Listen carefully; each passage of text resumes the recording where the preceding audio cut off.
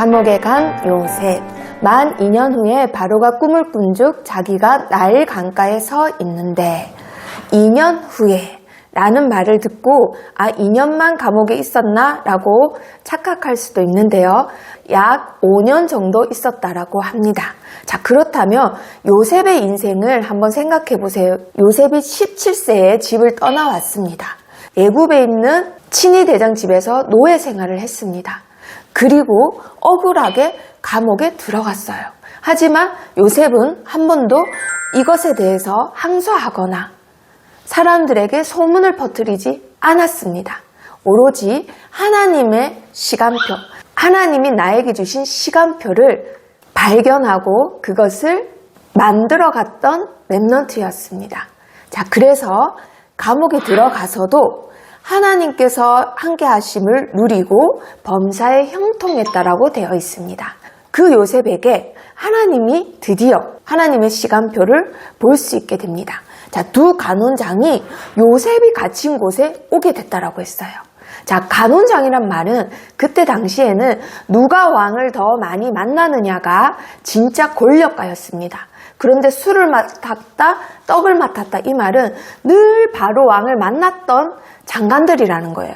그러면 왕 다음으로 가장 높은 실세, 권력자인데 그 사람들이 바로 왕의 노여움을 싸서 감옥에 들어가게 됐는데 그 감옥이 하필이면 요셉이 있던 감옥이었던 거예요. 자, 그래서 보디발은 요셉이 억울하게 감옥에 들어갔다라는 것을 미리 알았던 사람이에요. 그래서 요셉에게 친위 대장은 두 간원장을 수종들게 합니다. 간수장이 아니라 요셉에게 수종들게 했다라는 거예요. 요셉에게 수종들게 했다라는 말은 요셉이 어떤 아이인지 알고 있었고 요셉이 하나님과 함께 하심으로 모든 주위 사람을 복되게 하는 인물이라는 것을 보디발 장군은 알고 있었다라는 겁니다. 자, 억울하게 들어갔지만 풀려나게는 할 수 없었어요. 왜냐하면 자기 부인이 걸린 일이기 때문에. 자, 그렇지만 이 일 때문에 오히려 보디발 장군은 요셉의 이런 면까지 인정을 하게 되는 거죠. 자, 그렇게 해서 두 장관을 섬기게 된 요셉입니다. 자, 여기서 요셉은 하나님이 나에게 주신 시간표를 발견하고 만들었던 렘넌트예요. 내가 이곳에서 또 내가 절대 만날 수 없는 사람을 만남으로 정치에 대해서 또 배울 수 있구나. 하나님이 나를 그러한 시간으로 나를 인도하신 거구나 하고는 그 시간을 절대 허투루 흘려보내지 않고 나의 것으로 차곡차곡 만들어 갔습니다. 하나님의 시간표가 드디어 만들어집니다. 사건이 생긴 거죠. 두 간원장이 하룻밤에 꿈을 꾸는데 각자 다른 내용의 꿈을 꾼 거예요. 그래서 요셉이 말을 하죠. 얼굴빛이 너무 안 좋습니다. 저에게 말씀하소서 하니까 이 간원장이 뭐라고 하나요? 우리가 꿈을 꾸었으나 해석할 자가 없다. 이때 당시에 감옥에 있기 때문에 꿈을 풀이하는 술사라든가 학자에게 말을 할 수가 없잖아요. 그래서 고민 중에 있는데 요셉이 이런 말을 합니다. 해석은 하나님께 있지 아니하니까 하나님께서 해석하신다. 바로 자신의 신앙 고백을 한 겁니다. 그래서 요셉이 믿는 하나님께 해석을 의뢰하게 되죠. 내가 꿈을 꿨는데 포도나무가 있었고 세 가지가 있었다. 그런데 포도나무에 포도가 다 익어서 바로의 잔이 있길래 그 바로의 잔에다가 내 손으로 그 포도즙을 짜서 바로에게 드렸다라는 말을 합니다. 그 말을 들은 요셉은 하나님이 주신 지혜로 그 꿈을 해석해 주죠. 당신이 회복하게 될 겁니다. 그런데 그 회복할 때에 나를 생각하고 내게 은혜를 베푸소서. 자, 그렇다면은 자기가 얼마든지 사형 선고를 당할 수 있는 위치에 있다가 복귀됐으니 기억해야 되는 게 마땅한 술 맡은 간원장이었습니다. 자, 그런데 이 이야기를 옆에서 듣고 있던 떡 맡은 간원장이 좋게 여겨서는 자기 꿈도 풀이해달라고 부탁을 합니다. 내가 떡 강줄이 3개를 이고 가는데 맨 위에는 바로왕이 먹을 여러 가지 음식이 있었다. 그런데 새들이 날아와서 그 바로왕이 먹는 것을 막 먹었다. 이 꿈 이야기를 해주죠. 그래서 요셉이 풀이를 해줍니다. 이 새 강줄이는 3일 후인데 당신이 목이 날아갈 것입니다. 참수형을 당한다라는 문풀이를 해준 겁니다. 자, 그런데 3일 후가 어떤 날이냐? 바로 왕의 생일이었습니다.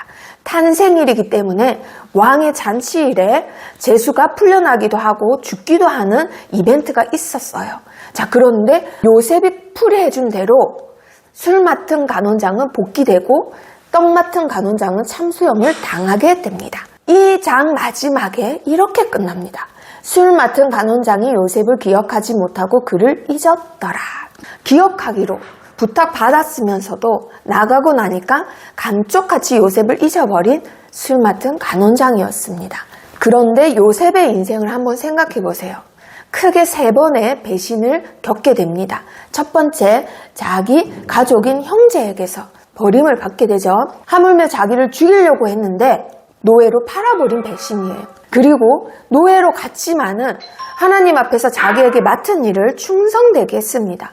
하지만 또 억울하게 덫에 걸려서 누명을 쓰고 감옥에 들어가게 되죠.